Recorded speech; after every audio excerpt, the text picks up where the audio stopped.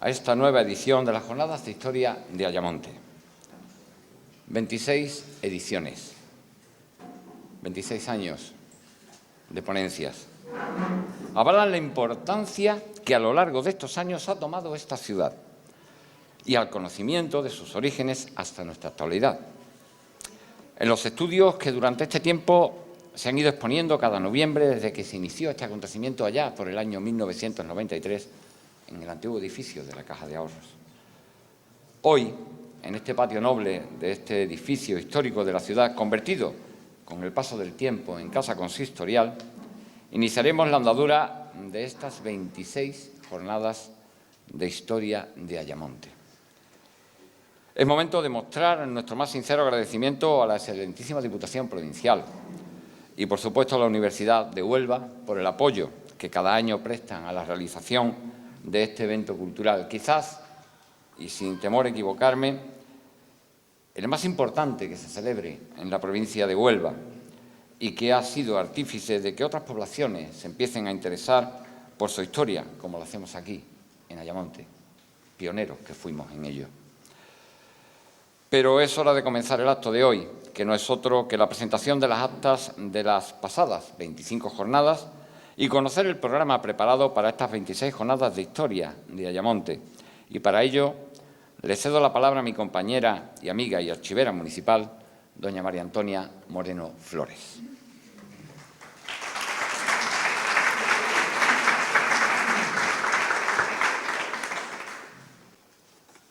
Buenas noches, familia, autoridades, alcaldesa, rectora, diputada,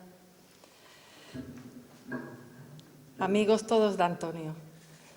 A continuación, paso a presentarles el ejemplar que recoge los trabajos y ponencias que se celebraron en las pasadas jornadas de historia de Ayamonte y que formaron parte de la programación de la 25ª edición organizada en noviembre del año 2021. El ejemplar del que podrán disfrutar en los próximos días recoge un total de 11 de las 12 conferencias que se concedieron. La exposición que falta verá la luz en las actas del próximo año por no haber podido su autor llevar a cabo la redacción en el presente curso. La mayoría de las ponencias, por tratarse de las 25ª jornadas, las bodas de plata de nuestra programación, fueron realizadas por estudiosos de nuestra ciudad, naturales o residentes en nuestra localidad. En el citado volumen encontraremos la exposición de Palmira García Hidalgo, doctora en Historia de la Universidad de Huelva. Insiste en el papel de Ayamonte en la emigración a América durante el periodo colonial.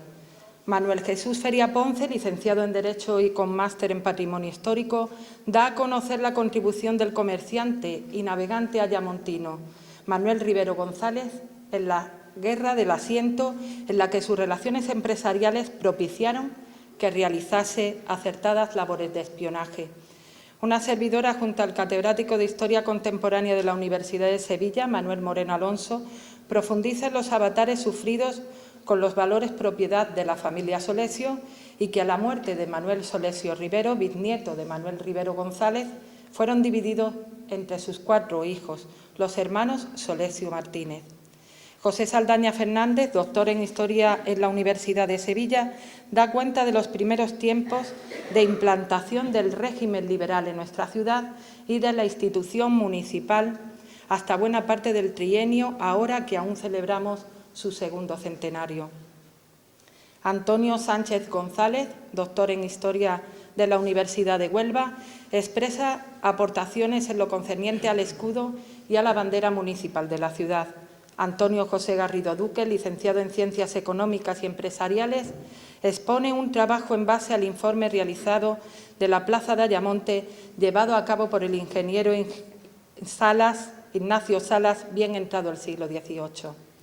Benjamín Cavaco Encinas, licenciado en Historia en la especialidad de Arqueología Náutica y Subacuática, insiste en el potencial excepcional que posee el patrimonio arqueológico existente en el municipio de Ayamonte y sobre la importancia geoestratégica que tiene nuestro término desde la prehistoria.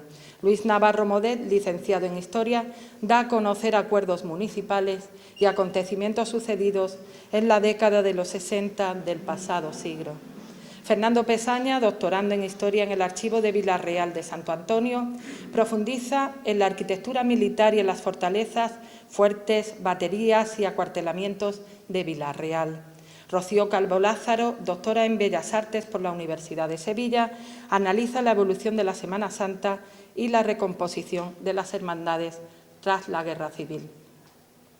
Finalmente, he querido dejar para lo último la ponencia de las muchas concedidas por Antonio González Díaz en el marco de las Jornadas de Historia. Se trata de la celebrada el día 26 de noviembre del pasado año 2021. Los fraudes a la Hacienda Real en la antigua Costa de las Cabezas, el blanqueo de la sal en Ayamonte durante el siglo XVIII, en la que expuso toda una guerra por la sal, llevada a cabo por algunos agentes políticos y económicos que intervinieron en la explotación del caladero ayamontino y que tuvo toda una serie de repercusiones para la economía local. La intervención realizada en el citado día demostraba y evidenciaba el sincero compromiso de Antonio con las Jornadas de Historia. La ponencia, incorporada en las actas que estamos hoy presentando, se suma al resto de los trabajos realizados por Antonio a lo largo de estas pasadas convocatorias. Un total de 15 participaciones en las que destacó aspectos relacionados con la hospitalidad pública en nuestra ciudad durante el antiguo régimen, el sector artesanal en el siglo XVI, el estudio de la sociedad y de la milicia durante el XVIII y el de Tomás Moneco, el militar italiano que consiguió que sus albaceas llevasen a cabo su entierro en el Templo de San Francisco. Profundizó en la importancia de los molinos de marea durante la Edad Moderna, sobre las artes de pesca y barcos en el antiguo Marquesado de Ayamonte, sobre nuestras almabravas en la Edad Contemporánea. Analizó con detalle la población esclava. Aportó nuevos datos sobre algún que otro titular del Marquesado, como Francisco de Guzmán y Zúñiga, la presencia de espías en nuestra frontera e incluso contabilizó los bienes de Manuel Rivero González una vez acontecido su fallecimiento.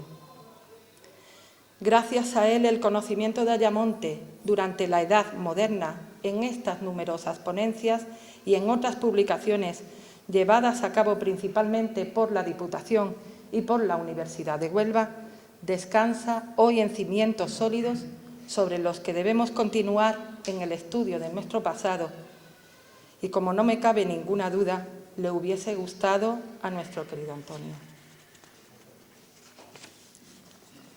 A continuación paso a presentarles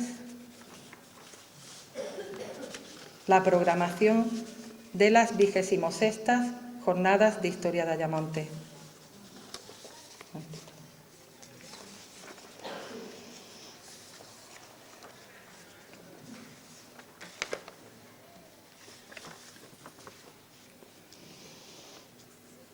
En relación al programa que se inauguran en el día de hoy y que se desarrollarán hasta el próximo sábado 26, indicarles que cuenta con un total de 10 ponencias de la mano de relevantes conferenciantes que se concederán en el auditorio del Centro Cultural Casa Grande a partir de las 20 horas los días 23, 24 y 25. El contenido de las charlas será variado y tratará aspectos vinculados con la historia, el patrimonio, la lengua y la arqueología, temas relacionados con los menires al sitio de la Janera, con la evolución urbana de nuestra ciudad desde la protohistoria, con la relevancia y los secretos de nuestros archivos eclesiales, la lengua en nuestro marquesado, la peculiaridad del habla de nuestra ciudad, la actividad corsaria, la carrera de Indias, nuestra línea ferroviaria o la explotación de la pesca con sus jávegas, galeones, tarrafas y traíñas estarán presentes esta semana en la ciudad de Ayamonte. Participarán como ponentes en la convocatoria que estamos presentando los profesores, estudiosos, licenciados, doctores, catedráticos y académicos Cavaco Encinas, Pérez de Castroverde Guerrero, Linares Catela, Vera Rodríguez, Ramírez Oria, López de Averasturi Arregui, Rodríguez Lorenzo, Lazo López y García del Hoyo. Algunos forman parte de la extensa lista de amigos que conforman la que ya es la gran familia de las Jornadas de Historia de nuestra ciudad, y otros varios se estrenan en la programación de las mismas, por lo que los recibimos con un sincero agradecimiento. Además de las ponencias, varias serán las exposiciones que se dispongan en salas del Centro Cultural Casa Grande, dirigidas principalmente al conocimiento de nuestro pasado fenicio y al relevante fondo bibliográfico y documental que posee la ciudad en su archivo municipal. En la mañana del 25 de noviembre homenajearemos y daremos a conocer la figura de dos relevantes docentes que ejercieron su profesión en Ayamonte durante las primeras décadas del siglo XX y que desde hace años dan nombre a uno de los 6 centros de educación infantil y primaria que tiene Ayamonte.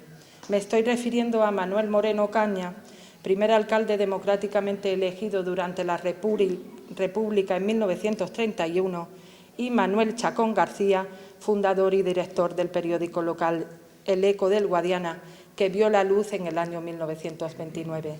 De esta forma, contribuimos a que los más jóvenes conozcan mejor nuestra historia y sus protagonistas. Como suele ser habitual, el último día de las jornadas, en esta ocasión, el 26 de noviembre, se llevará a cabo la inauguración de un mosaico conmemorativo dedicado en este año a una de las barriadas más emblemáticas de Ayamonte, la de Federico Mayo, diseñada por el arquitecto Alejandro Herrero Ayllón, en la que nos acompañará su hijo Alejandro Herrero Molina. Y para finalizar las actividades, tendremos en la tarde del sábado un acto homenaje organizado por Radio Ayamonte que conmemorará el 50 aniversario de la rondalla Amanecer, al que le sucederá un atractivo concierto de clausura a cargo de la Orquesta de Pulso y Púa de la Asociación Coral Polinia de nuestra ciudad. Reiterar desde el Ayuntamiento de Ayamonte la invitación a todos los actos con motivo de las 26ª Jornadas de Historia de la ciudad de Ayamonte. Muchísimas gracias.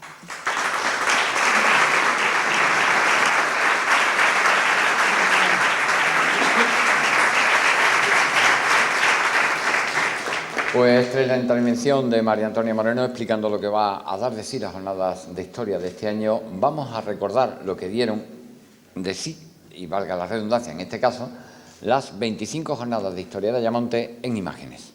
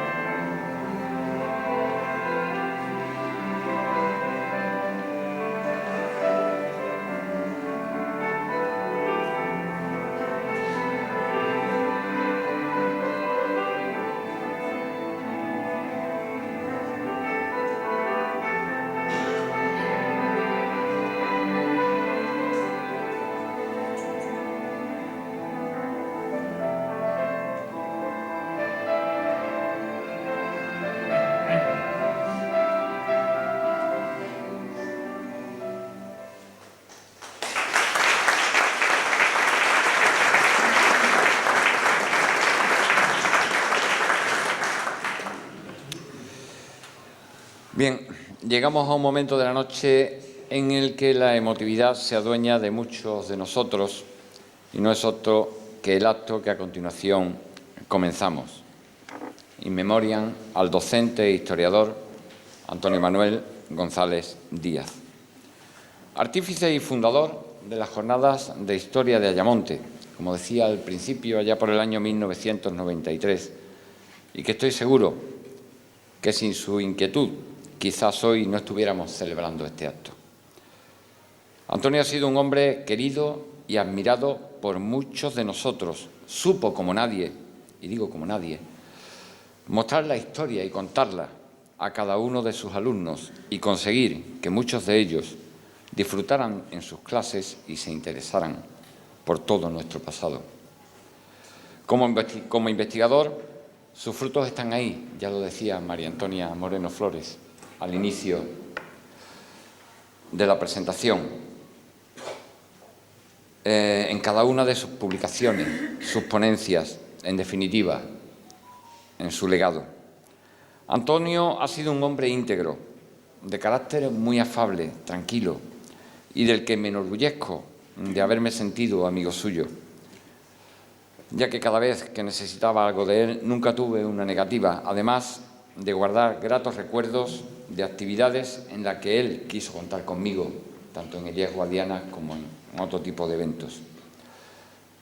Y hablando de sus publicaciones y de su legado, es momento de presentar el libro titulado El Marquesado de Ayamonte en las Edades Modernas y Contemporáneas, del que él es coautor y cuya portada ha sido diseñada por José María Martín Fernández, por lo que quisiera ceder la palabra al profesor y catedrático de Historia Moderna de la Universidad de Huelva, don David González Cruz.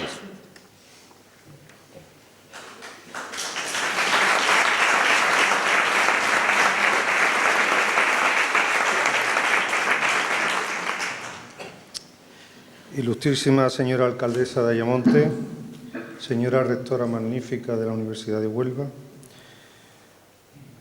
señora delegada de Cultura, diputada de Cultura de la Diputación Provincial de Huelva, ilustrísimas autoridades y colectivos sociales representados aquí hoy, señor director del Instituto Guadiana, compañeros del claustro de profesores y alumnos, señora archivera municipal y coautora del libro del Marquesado de Ayamonte, amigos de Antonio y asistentes a este acto, y mi muy querida familia de Antonio Manuel González Díaz, quien ya se ha dicho fue el coordinador de las primeras jornadas de Historia de Ayamonte. En primer lugar, deseo manifestar públicamente mi más profundo agradecimiento a la Corporación Municipal de Ayamonte por haber acogido la iniciativa que tuvimos algunas personas y entidades aquí presentes para nombrar hijo adoptivo de esta ciudad a Antonio Manuel González Díaz, así como la decisión de denominar al archivo municipal con su nombre. En segundo lugar, no tengo más remedio que expresar que esta es la presentación de un libro que nunca me hubiera gustado presentar. Y ustedes seguro que me entienden. A pesar de ello, lo hago por Antonio, a quien admiraba y sigo admirando y sigo queriendo como amigo y como un excelente compañero del Grupo de Investigación de la Universidad de Huelva y de la Asociación de Estudios Iberoamericanos y Colombinos Rábida, por haber sido un ser humano extraordinario. Antonio fue una persona justa, honesta, trabajadora, leal, amante de su familia y de su gente, responsable hasta el extremo de lo posible y un agente cabal y desinteresado que dinamizó la sociedad de Ayamonte. Un ser humano que trabajó denodadamente por los demás, por los estudiantes, por sus hijos, por Isabel, por su familia, por los compañeros del claustro de profesores, por el deporte local, por la historia, por la educación y la cultura como fuente de progreso, una figura a la que deseo imitar cada día. Sea cual fuere el lugar donde se encuentre, le doy las gracias a Antonio en este acto por todo lo que nos diste y nos sigues ofreciendo. Tu huella será eterna entre nosotros y este libro es una prueba más de ello. Antonio, hijo adoptivo de Ayamonte, por decisión de su ayuntamiento, porque amó tanto a esta ciudad que este libro es fruto de ese amor verdadero. Por todo lo que he dicho, nunca me hubiera gustado presentar este libro. Hubiera preferido infinitamente que Antonio estuviera aquí hoy con nosotros. Yo estaría encantado de estar sentado ahí entre el público. Pero entre María Antonia y Antonio, desde el Olimpo de los dioses y de los santos, me han invitado a asumir esta enorme responsabilidad. Y si ambos me lo solicitan, bajo ningún concepto puedo dejar de ocuparme de esta tarea. Y, por supuesto, os agradezco a ambos, a Antonio y a María Antonia Moreno, este privilegio que seguramente no merezco. Todavía recuerdo que algunas de las conversaciones que mantuve con Antonio en los 2 últimos años de su enfermedad giraron en torno a este libro sobre el marquesado de Ayamonte. Me consta que le puso muchísimo cariño, especialmente porque no se conserva numerosa documentación que debía estar en el archivo de esta casa nobiliaria. Por esta razón, su inquietud estaba en encontrar fuentes alternativas que suplieran esta carencia. No me extrañaba su preocupación porque Antonio Manuel González Díaz era un excelente investigador, de ahí que consiguiera cubrir los vacíos archivísticos cruzando la información con los fondos locales, nacionales e internacionales. Y aquí está, en este libro, el resultado de su labor, el fruto de su perseverancia, de su sacrificio en tiempos de enfermedad, de su inteligencia y de su saber estar siempre y en cualquier circunstancia de la vida. Esta obra es el fruto de su compromiso con Ayamonte, con esta tierra en la que no nació y a la que tanto amor profesó. Pero no es un libro exclusivo de esta ciudad, también lo es sobre las localidades que integraron su marquesado: Lepe, La Redondela, San Silvestre de Guzmán y Villablanca. Antonio, como todos conocéis, ha realizado numerosas publicaciones con investigaciones originales a lo largo de su trayectoria vital. No voy a cansaros detallando cada una de ellas, aunque sí quiero mencionar que su espíritu solidario y profunda humanidad le llevó a rescatar del olvido a los pobres, a los esclavos, a los pescadores, al pueblo llano ayamontino en su conjunto.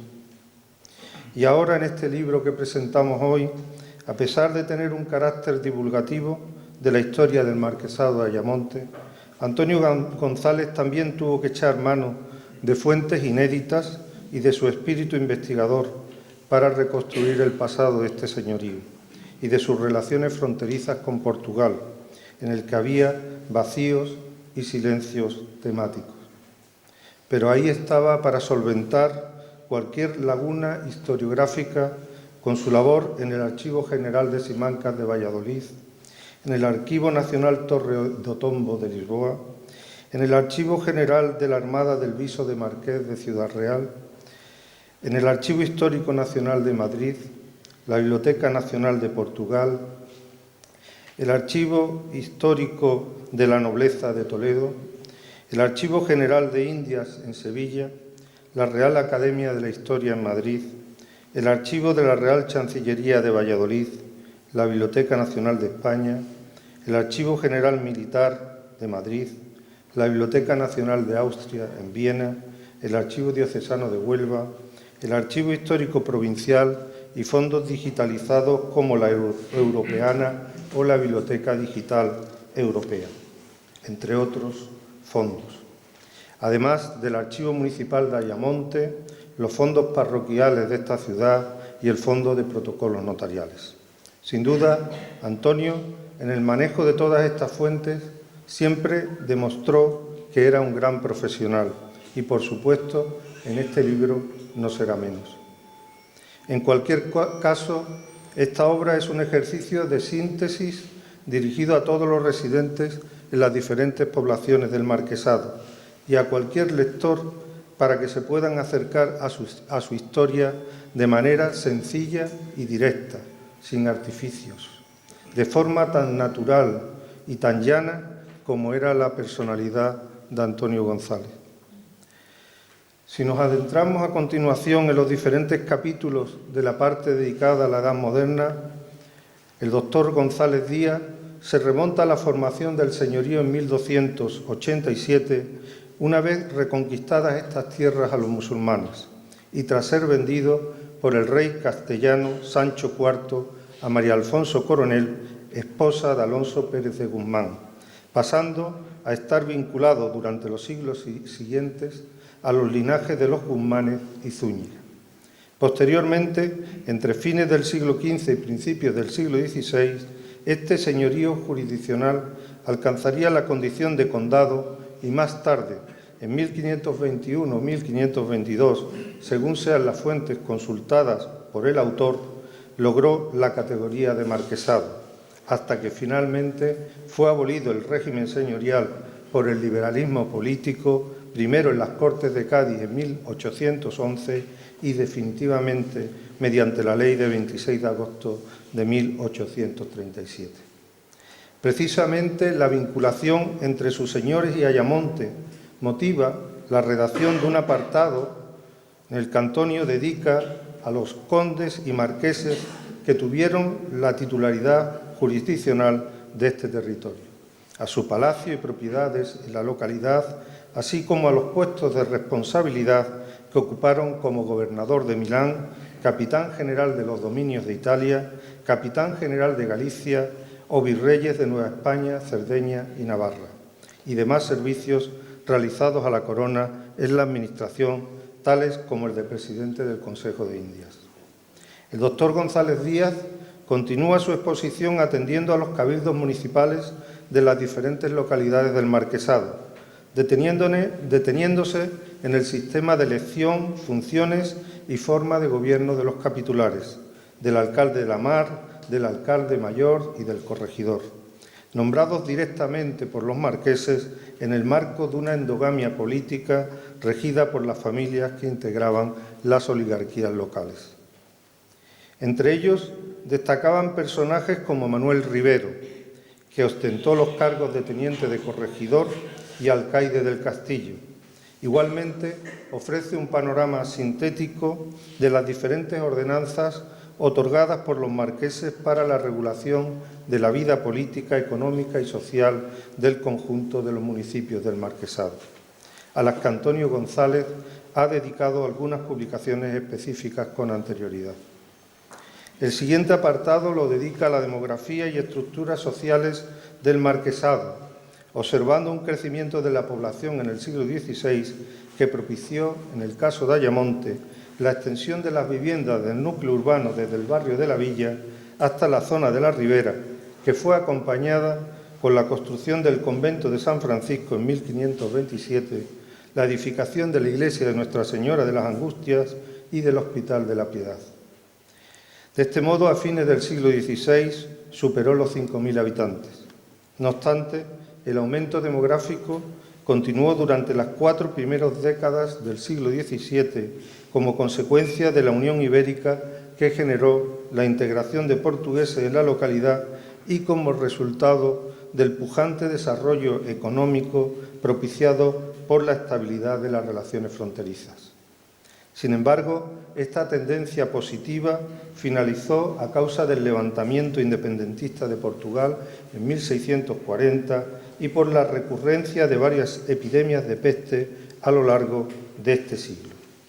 Esta decadencia poblacional también la sufrirían el resto de las villas del señorío. La recuperación demográfica no llegaría hasta años más tarde en la Guerra de Sucesión, ya entrado el siglo XVIII, aunque los efectos del terremoto de Lisboa y posterior tsunami de 1755 originó una coyuntura de mortalidad catastrófica en los pueblos costeros del señorío. Igualmente, Antonio González analiza la sociedad del marquesado apreciando un cierto trasvase de personas del estado llano que ascendieron de estatus gracias a sus actividades económicas, principalmente en el siglo XVIII, Es el caso de la familia Rivero. Asimismo, estudia la distribución del estamento eclesiástico en sus funciones parroquiales o conventuales, destacando la figura de Manuel de Azamor, que fue natural de Villablanca y nombrado obispo de Buenos Aires. Por supuesto, destina un lugar relevante al estudio de los diferentes grupos sociales no privilegiados: campesinos, marineros, artesanos, arrieros, profesiones liberales, jornaleros, tenderos, taberneros, oficios considerados viles, pobres asistidos en los hospitales y niños expósitos de la Casa Cuna de Ayamonte. Antonio González no deja fuera de sus investigaciones a los molineros, precisamente una temática en la que nuestro querido historiador dedicó grandes esfuerzos para la recuperación de los molinos de marea como patrimonio histórico y cultural. Una mención especial le merecen también los extranjeros establecidos preferentemente en las localidades de la costa, en La Redondela, en Lepe y Ayamonte, atraídos por las actividades comerciales que se desarrollaban en sus puertos por portugueses, italianos, flamencos, ingleses, alemanes, irlandeses, franceses, entre otros. Con todo, no deja atrás a los esclavos, un tema en el que Antonio González fue un verdadero pionero en la provincia de Huelva. De ahí que haga constar el intenso tráfico establecido entre el Marquesado y Portugal, siendo un enclave fundamental en la ruta esclavista que unía la frontera lusitana con la ciudad de Sevilla, sede del monopolio americano. Directamente conectada con la estructura social, Antonio González analiza la economía del Marquesado, contrastando el modelo agropecuario de las poblaciones del interior de Villablanca y San Silvestre de Guzmán con el modelo costero representado por Lepe, La Redondela y Ayamonte. En esta última localidad, junto a la agricultura y la ganadería, destacan el comercio nacional e internacional desarrollado en sus instalaciones portuarias, así como las actividades pesqueras que alcanzaron un nivel capitalista sin precedentes en esta zona, como consecuencia del asentamiento de compañías levantinas y catalanas en las playas de La Redondela, La Antilla, La Higuerita y Canela durante el siglo XVIII. En las últimas páginas de la parte del libro elaborada por el doctor González Díaz se detiene en las relaciones entre el Marquesado y el Algarve portugués, de manera que además de los lazos familiares, sociales y económicos que se establecieron a uno y otro lado de la frontera, también menciona los conflictos que surgieron con el contrabando y las guerras entre ambos reinos, originando construcciones defensivas y militares. A ellos se sumaban las torres de Almenara del Catalán en Lepe y de Canela en Ayamonte, que en su origen se diseñaron para alertar de los ataques de los piratas berberiscos a las costas andaluzas. Finalmente, Antonio González manifiesta la trascendencia que tuvieron los marinos del Marquesado en el descubrimiento de América y en la carrera de Indias.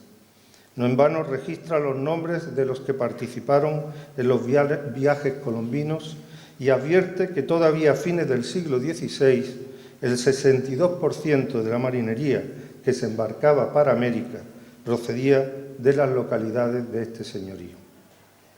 A ello se unía la emigración de vecinos de estas tierras que se instalaron en América a lo largo de los siglos XVI, XVII y XVIII con la intención de mejorar su futuro, y entre ellos se encontrarían los judeoconversos que huían de las garras de la Inquisición.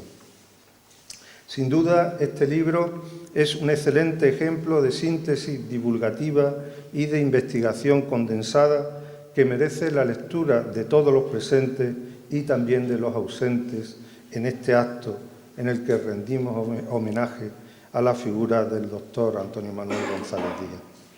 Además, la redacción del texto escrito está perfectamente ilustrada con diversas imágenes inéditas extraídas de diferentes archivos y fondos documentales, en concreto árboles genealógicos, ordenanzas municipales, portadas de impresos, planos y fotografías. A esta publicación se sumará otro libro sobre la historia de Ayamonte y de su marquesado que los compañeros de Antonio, colegas, amigos y alumnos de sus alumnos, que hoy son doctores, estamos elaborando en homenaje a su valía como profesional y especialmente como ser humano de grandes valores.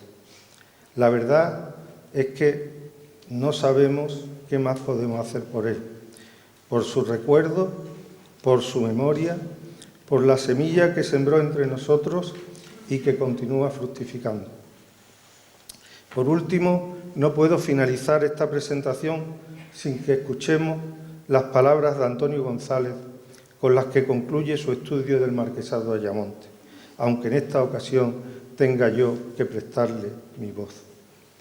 Dice así: podemos concluir que la Edad Moderna tuvo un impacto histórico y patrimonial incuestionable para la historia de cada una de las localidades que formaron parte del antiguo señorío. En la actualidad, si visitamos cualquiera de ellas, podemos contemplar muchos edificios de la época. Por citar algunos, se pueden reseñar ejemplos de construcciones religiosas como la iglesia de San Silvestre de Guzmán y la ermita de Nuestra Señora de la Blanca, en Villablanca. Otros militares, como la Torre Almenara del Catalán en Lepe, y edificios civiles como el Palomar de la Huerta Noble en la Redondela o el Molino de Marea ayamontino del Pintao, en recuerdo de Manuel Rivero González. La lista de edificios de la Edad Moderna sería muy larga, pero basta con los modelos citados para poder concluir que los siglos XVI, XVII y XVIII pueden considerarse la época dorada de la existencia del antiguo marquesado. Ahora bien, el primer tercio del siglo XIX no fue menos relevante, si tenemos en cuenta que esta zona del suroeste peninsular conoció nuevos acontecimientos históricos tan famosos como la invasión napoleónica. Después de las palabras de Antonio, solamente me queda reiterar mi agradecimiento a Antonio González por esta publicación, por todo lo que nos ha dado y también por lo que nos sigue ofreciendo. Porque estoy seguro que si el cielo existe, Antonio estará allí. Muchísimas gracias.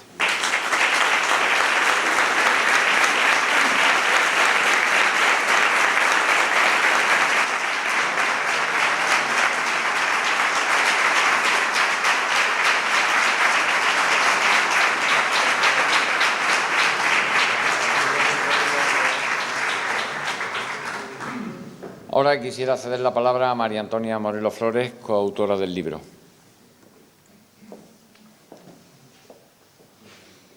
Muchísimas gracias, profesor. El trabajo que se presenta, como ha señalado el profesor, es una obra con fines divulgativos.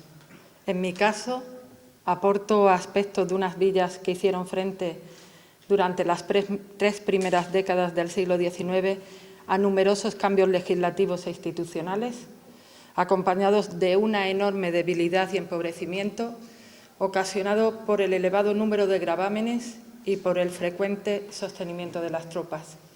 En Ayamonte estamos entonces ante una esfera política menoscabada en la que fueron frecuentes las numerosas exoneraciones, un cabildo exhausto manifestando en ocasiones lealtad y adhesión o llevando a cabo destierros, exilios y denuncias, mientras el vecindario lamentaba el uso de las artes de arrastre, las secuelas de las epidemias y las dolorosas consecuencias ocasionadas por los temporales.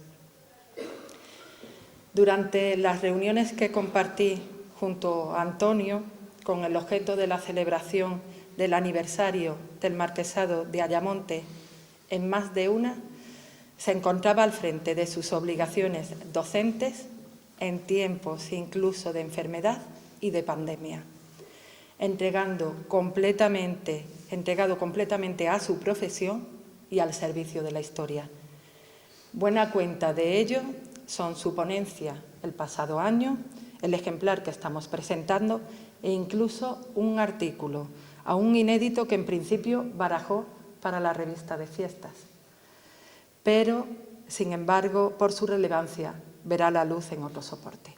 Es para mí un honor presentarles la obra titulada El Marquesado de Ayamonte en las edades moderna y contemporánea, realizada junto al querido profesor y admirado investigador Antonio Manuel González Díaz. Muchas gracias.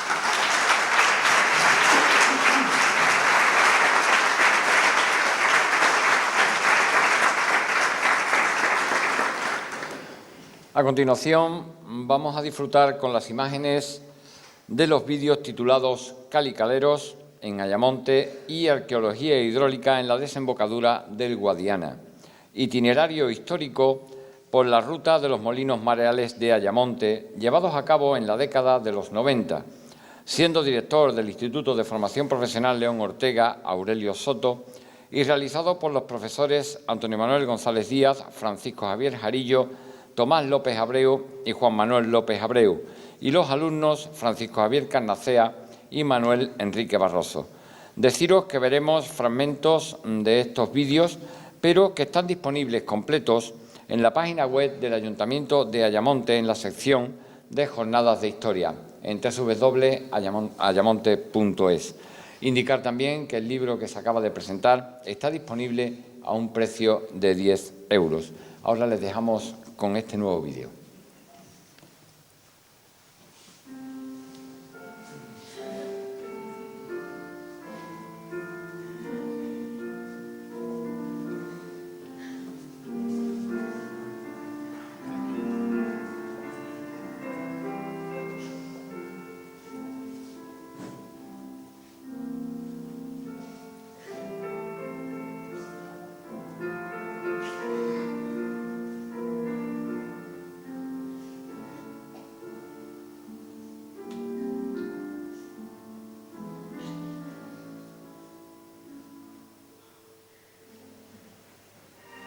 Utilizada al principio como elemento de construcción, la llamada cal baja, o como desinfectante en época de epidemia, la cal se ha usado también desde siempre para el recubrimiento exterior e interior de las viviendas, dadas sus propiedades de santidad. El blanco luminoso de la cal, presente en toda la arquitectura popular andaluza, es el rasgo más característico de este antiguo barrio origen de Ayamonte.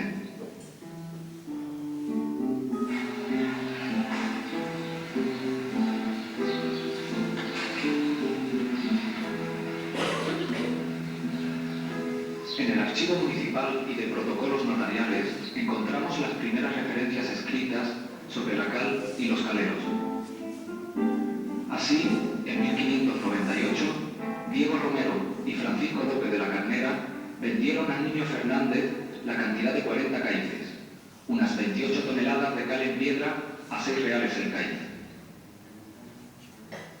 Es por aquellos años cuando comienza la construcción de torres almenadas de vigilancia a lo largo de la costa andaluza, para alertar a la población de los ataques esporádicos de piratas berberiscos.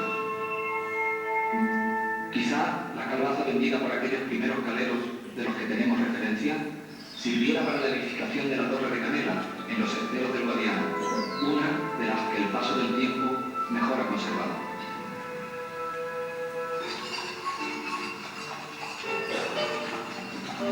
Entre el pequeño grupo de caleros que aún mantienen viva esta tradición están José, Litri y Domingo.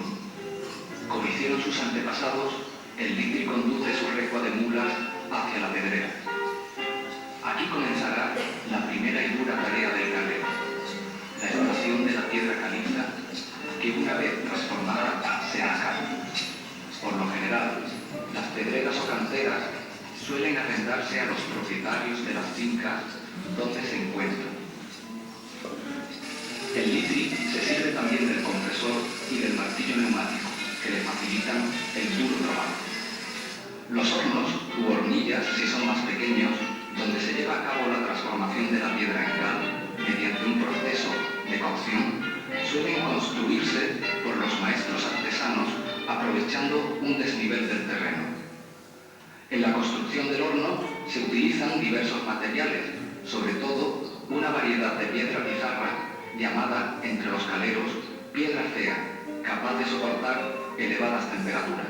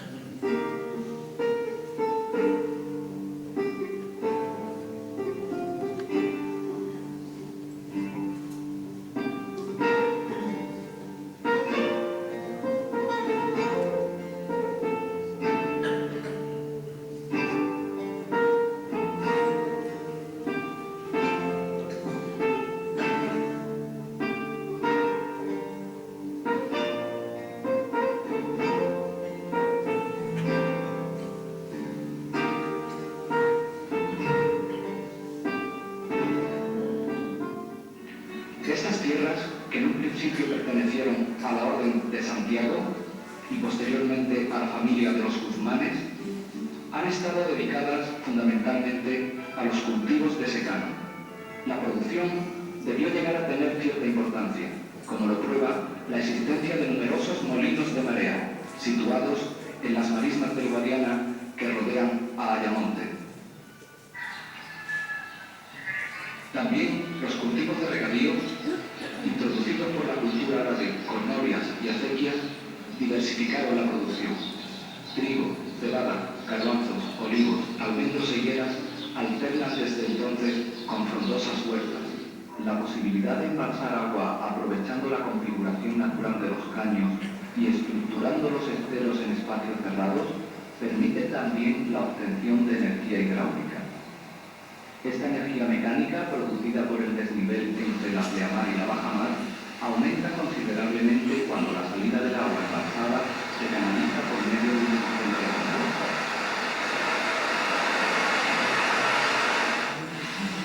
La fuerza de este agua, aplicada a una turbina y transmitida por medio de un eje a las antiguas piedras de moler de rueda horizontal, dio origen a los molinos de marea. Ya en el siglo I antes de nuestra era, el historiador Estrabón describe un molino hidráulico que existía en Gavira y que Matrídates había mandado construir junto a su palacio. Mandado a construir hacia 1750 por el liviano ayamontino y destacado miembro de la oligarquía local, don Manuel Rivero González, todo él se levanta sobre una base de piedra ostionera gaditana. Es el único de los que quedan, junto con el desaparecido molino de los Rastros, situado en el estero de la Ribera, que contaba con 6 piedras o muelas. Después de haber sido el más productivo de los molinos de Ayamonte, se utilizó últimamente para la producción de guano, a partir de restos de pescado de las industrias conserveras locales y también como pesquero.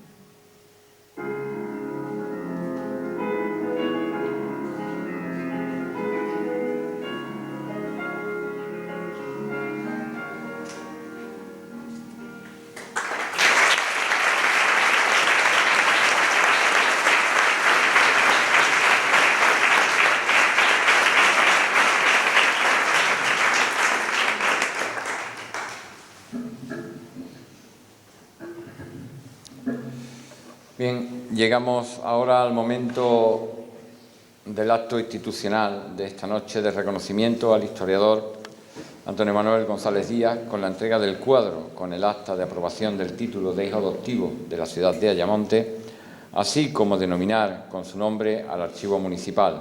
Para ello me gustaría contar con la presencia de la alcaldesa presidenta de la ciudad, doña Natalia Santos, y de su viuda, doña Isabel María Mateos.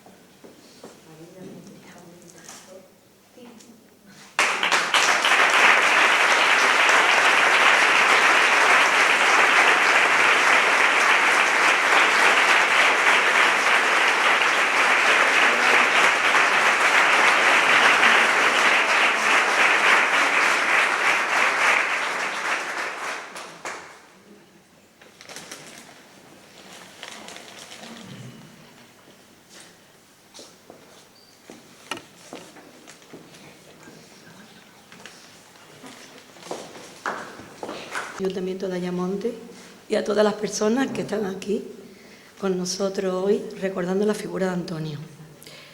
Me gustaría primero decir que estamos muy orgullosos que se haya nombrado a Antonio hijo adoptivo de esta ciudad. Antonio era una persona que amaba Ayamonte. Él se sentía más ayamontino que sevillano. Algunas veces, en plan de broma, cuando los sevillanos venían aquí en verano o los fines de semana y con el estrés de la ciudad venían y se notaba en la forma de conducir y todo eso, pues Ayamonte me decía: ea, ya tenemos que aguantar aquí a los sevillanitos. Y para demostrarnos que él se sentía más ayamontino que sevillano. También estamos muy agradecidos de que el archivo municipal lleve su nombre. Antonio tenía dos pasiones: la docencia y la investigación histórica, investigar sobre esta ciudad. Es lo que más le gustaba eso. Ahora tenía muchos proyectos, ahora que iba a tener más tiempo para dedicárselo. Su vida se ha ido truncada, pero bueno, él ha dejado un legado importante y todos estamos aquí reunidos y sabemos lo que nos ha dejado. Por último, quiero terminar estas palabras con una frase que Isabel Allende escribió en el libro Eva Luna y que decía que la gente solo muere cuando se olvida, y nosotros estamos aquí reunidos hoy para no olvidarlo. Muchas gracias.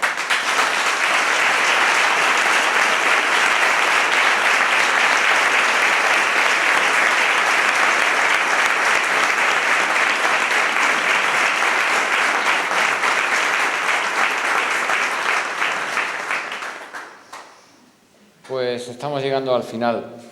Es momento de ceder la palabra a doña Bella Canales, diputada de Cultura de la Excelentísima Diputación Provincial de Huelva.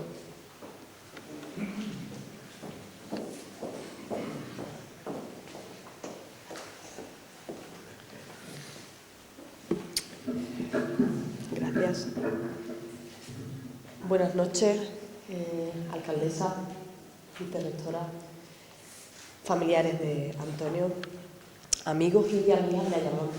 Para mí siempre es un placer venir a esta ciudad y tengo que agradecer nuevamente a la alcaldesa que me invita a estas jornadas, 26 jornadas de historia, y además cargadas hoy de una emoción muy particular. Que decir que un pueblo que conoce su historia es un pueblo culto, es un pueblo rico y es un pueblo inteligente. Y es lo que muestra Ayamonte jornada tras jornada de este patrimonio histórico. Conocer su historia, conocer de dónde viene para saber a dónde va. Gracias, alcaldesa, por invitarme a este acto, y qué decir que hoy esta noble y leal ciudad tiene a bien reconocer a un gran historiador, a una persona que se ha involucrado tanto en la historia de Ayamonte que se sentía un ayamontino más. Y la prueba es que hoy Ayamonte les rinde gratitud mediante este homenaje, haciéndolo hijo adoptivo y nombrando su archivo municipal con su nombre. Yo no tengo más que mostrar la gratitud a la alcaldesa por esta decisión, a su gobierno, a su junta de gobierno, pero sobre todo a este magnífico historiador por seguir y promulgar siempre la historia de Ayamonte. Muchas gracias.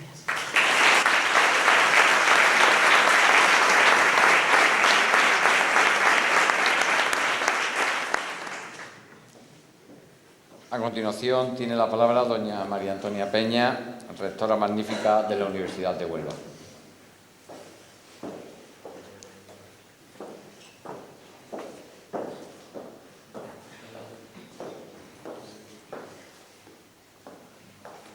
Muchas gracias y buenas tardes.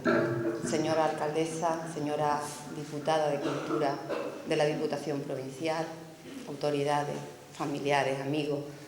Yo creo que todos los que estamos aquí o somos familiares o amigos de Antonio. A lo largo de estos 26 años, de estas 26 jornadas, yo he venido muchas veces a Ayamonte. Unas veces he venido como conferenciante, otras veces he venido a escuchar a colegas míos que hablaban y en los últimos años he venido como rectora. Y hoy vengo también, y quiero subrayarlo, como amiga de Antonio. De alguna forma yo asistí al parto en el que Antonio parió estas jornadas, porque fueron una idea suya, fue una construcción suya. Y fue él el que plantó la semilla y sobre todo el que, quizá lo más importante, el que la hizo fructificar de manera adecuada. Ya hemos dicho aquí que estas fueron jornadas pioneras, y es verdad, fueron jornadas pioneras, y después de ellas algunos pueblos también de nuestra provincia se animaron a hacer jornadas de historia o de patrimonio.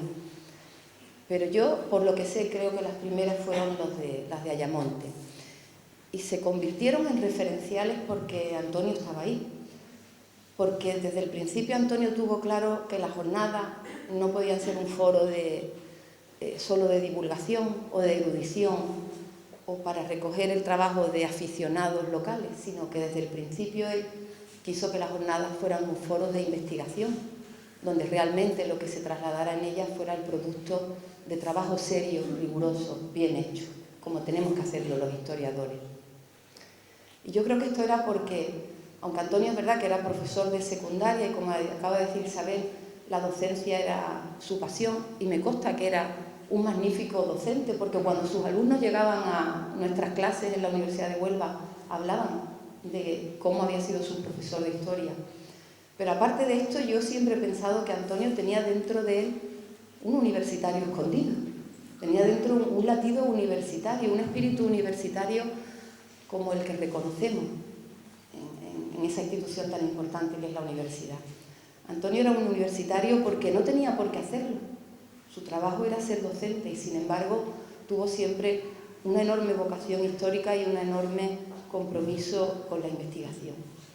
Y lo hizo además como había que hacerlo, con un rigor enorme, con una metodología depurada, con un compromiso enorme por la búsqueda de la verdad, que al final es el objetivo que tenemos los historiadores, ¿no? Tratar de indagar en el pasado para encontrar certezas. Antonio lo hizo muy bien, hay una obra extensísima que lo acredita, a la que siempre podremos volver para comprobar la excelencia de su trabajo. Yo creo que hoy es un día de sentimientos muy encontrados, yo al menos los tengo y creo que muchas personas también. Creo que tenemos que estar tristes porque lo hemos perdido, porque ya no está en nuestras vidas. Pero también tenemos que estar enormemente orgullosos por todo lo que él ha hecho y por si de alguna forma lo pudimos apoyar o en alguna forma lo ayudamos a hacer tantísimo. Tantísimo por la historia y tantísimo por Ayamonte. Se ha dicho, él trabajó fundamentalmente sobre Ayamonte, también sobre otros temas, pero principalmente sobre un pueblo al que adoraba.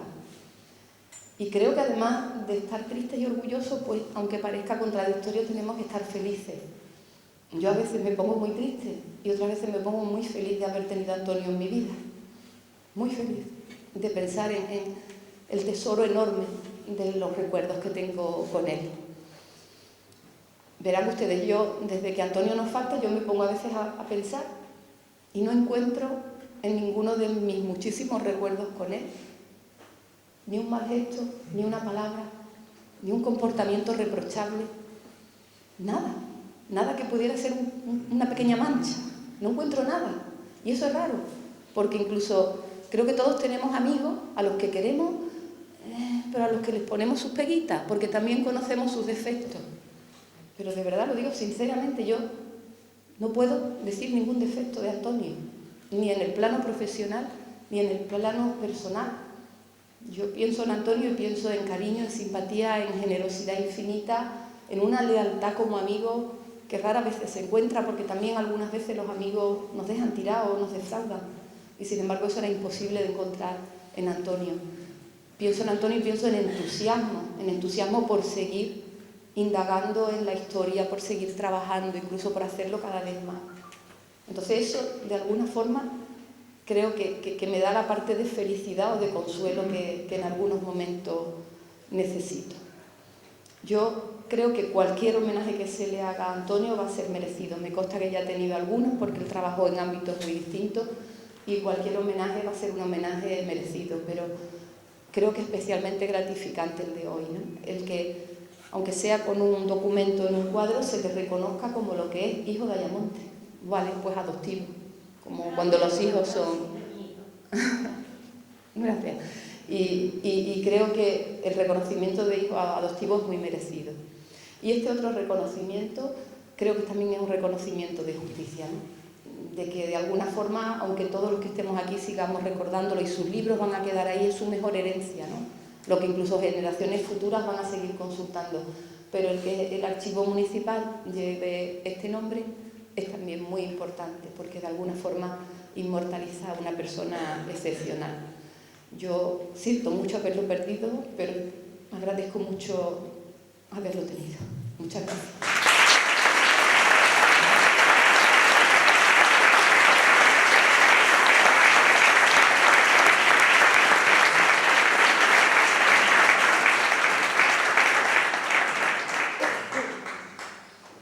Y por último, y para cerrar este acto, emplazándoles a todos para mañana en el primer panel de ponencias que tendremos a partir de las 7:30 de la tarde en la Casa Grande, le cedo la palabra a la alcaldesa de Ayamonte, doña Natalia Santos, que será la que ponga el punto final al acto de hoy.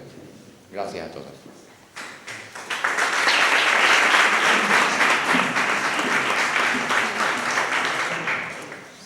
Buenas noches, rectora María Antonia, bienvenida siempre a tu casa. Diputada provincial, Ayuntantía de Marina, Corporación Municipal, familiares y amigos de nuestro querido Antonio. Bienvenidos a un acto cargado sin duda de toda la emoción del mundo, a este acto inaugural que se dedica con todo el corazón y el cariño a la figura de Antonio González Díaz. Son ya 26 las ediciones de las jornadas de historia, unas jornadas de historia que son sin duda, como bien apuntaba nuestra rectora de la Universidad de Huelva, una referencia en toda la provincia. Y es por supuesto referencia gracias a la labor de personas como Antonio, de personas como la coordinadora de esta jornada, de María Antonia Moreno Flores, de muchos más, de Luis Navarro, de Enrique Arroyo, de muchísimos historiadores e investigadores ayamontinos y ayamontinas que han hecho grande unas jornadas de historia que son, como digo, un punto de referencia para los amantes de nuestra historia, de nuestro pasado, de nuestro legado. La programación de esta 26 edición de esta jornada de historia viene encargada de una programación excelente, trabajada desde la comisión que se ha creado para esta jornada dirigida por María Antonia, y son de gran calidad. Arrancamos hoy, llevamos a cabo diferentes ponencias, exposiciones, tendremos también un homenaje sincero a la Rondalla Amanecer, que cumple su 50 aniversario, y a la figura de Jesús Villanueva el último día, la colocación del tradicional mosaico en una barriada emblemática llena de encanto como es la barriada El Banderín, Y todo cuidado, con mucho esmero y con muchísimo cariño para una jornada que gozan de buena salud. Pero sin duda, si hoy alguien es protagonista de esta, no solo de esta jornada, sino de las 26 ediciones, en la figura del profesor, del atleta, del investigador, del padre, del marido, del hermano, del hijo y del amigo Antonio González. Hoy estamos todos especialmente emocionados recordando un legado que va a quedar para siempre y que el Ayuntamiento de Ayamonte ha querido rendirle un especial homenaje y sobre todo devolverle una ínfima parte de todo lo que él le ha dado a nuestra ciudad con este reconocimiento como hijo adoptivo. Antonio era una ayamontina más, Isabel, Marina. Antonio, por supuesto, que no era sevillano, era una ayamontina más. Era un vecino más al que te encontrabas en cualquier rincón, en cualquier calle, con un gesto cariñoso, siempre con una palabra amable, siempre con un gesto cariñoso, con tantísimo respeto, con tantísima educación, una educación exquisita que le hizo ser un ser especial, extraordinario. Y para nosotros, para el Ayuntamiento de Ayamonte, es un auténtico orgullo que el Archivo Municipal desde hoy lleve su nombre, el nombre de nuestro querido, admirado y siempre recordado Antonio, Manuel Antonio González Díaz. Muchísimas gracias.